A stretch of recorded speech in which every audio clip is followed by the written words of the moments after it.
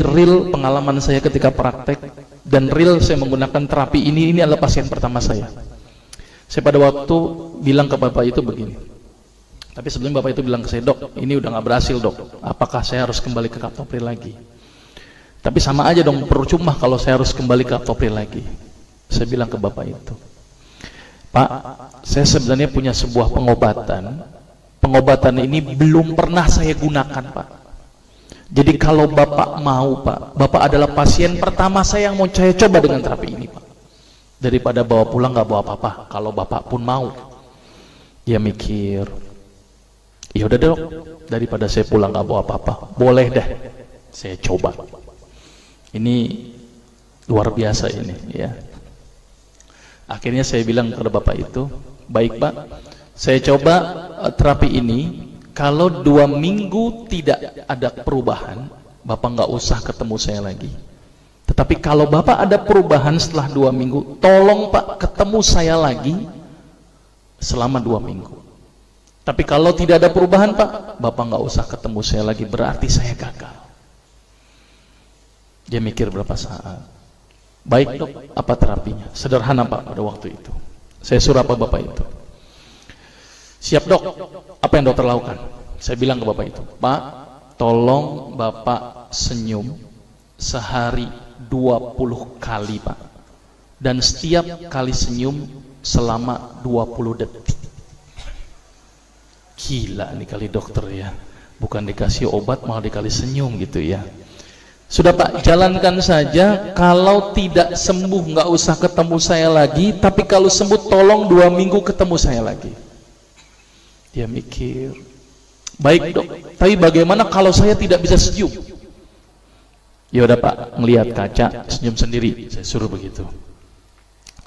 Ini jujur saja, ini kasus pertama saya, dan saya waktu itu nekat saja karena saya sudah hopeless, harus bagaimana lagi kan, daripada dia tidak mau kembali ke kaptopril.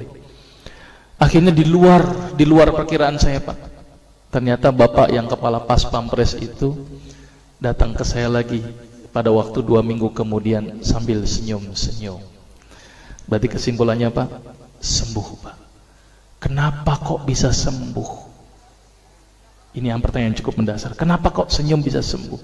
Sampai-sampai itu ajudannya bingung sama saya. Dokter, itu bapak diapain dok? Biasanya kalau upacara marah-marah, sekarang senyum-senyum.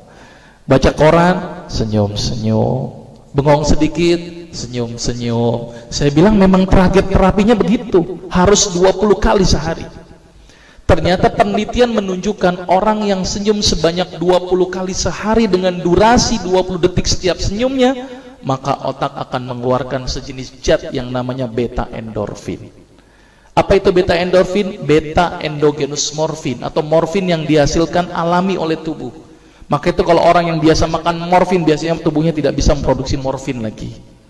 Jadi kalau orang yang banyak senyum Pak, ternyata morfinnya semakin banyak. Dan ternyata fungsi beta endorfin itu adalah melebarkan pembuluh darah. Maka itu orang yang rajin senyum, itu adalah pembuluh darahnya lebar dan tercegah dari penyakit hipertensi. Tapi penelitian menunjukkan harus berapa kali tadi? 20 kali sehari. 19 kali aja nggak ngefek Pak. Gitu ya. Dan tidak boleh dirapel. 20 kali 20 detik berarti berapa? 400 detik sekaligus saja, nggak ngefek Pak. Yang ada kering itu gigi, gitu ya. Jadi senyum yang berefek itu harus intermiten. Sekarang senyum, nanti senyum, nanti senyum. Ada lagi tuh pasien yang nyeletuk, dok, tetangga saya tuh sering senyum stroke juga. Saya bilang Pak, kalau ada orang yang rajin senyum tapi juga kena darah tinggi juga, berarti senyumnya nggak ikhlas. Ngelihat orang melarat, senyum-senyum. Orang susah, senyum-senyum. Nah ini senyum yang nggak bermanfaat Pak. Jadi senyum yang berefek itu adalah senyum yang dihasilkan dari hati yang datangnya ikhlas karena Allah Pak, bukan karena siapapun. Ya, jadi mulai sekarang harus berapa kali tadi? 20 kali penelitiannya. Karena senyum 20 kali akan mengeluarkan sejenis zat di dalam tubuh yang fungsinya melebarkan pembuluh darah. Maka itu orang-orang yang sakit darah tinggi, protap pertama saya apa? Senyum. Orang yang sakit jantung, senyum. Orang yang sakit stroke, senyum dulu. Kalau dia nggak bisa senyum Pak, berarti gagal pengobatannya. Itu pertama, tapi harus 20 kali. Itu contoh pasien pertama. Contoh pasien kedua, saya punya pasien kebenaran nenek-nenek, tapi bukan ini nenek-neneknya ya, ini cuman gambaran. Ini ternyata nenek-nenek tuh kayak begini gitu ya. Nenek-nenek setiap hari makan dul kolak, stres dia. Datang ke saya, dok gimana nih supaya nggak berhenti dari dul kolak. Pada waktu itu cuma saya suruh apa, nek tolong stop dul kolak, tolong nek senyum di pagi hari ketika nenek melek, langsunglah senyum, saya suruh. Cuman ini aja dok, iya melek, ketika melek pertama kali senyum langsung.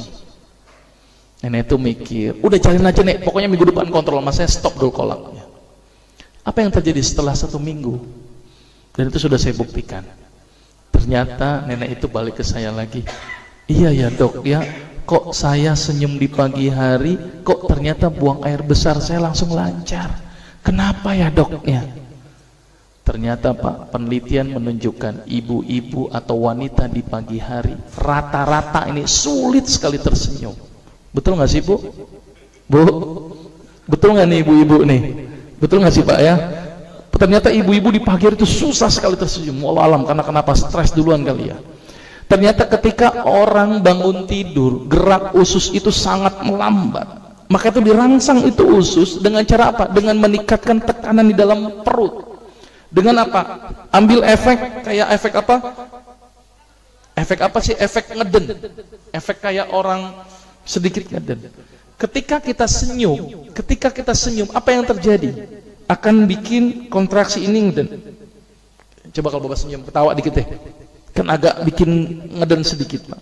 Nah, ketika orang yang pagi hari melek kemudian senyum, akan menyebabkan tekanan di perut meningkat, relaksasi akan timbul, sehingga akan menyebabkan peristaltik usus menjadi lancar. Maka itu orang yang senyum di pagi hari akan memperlancar buang air besar.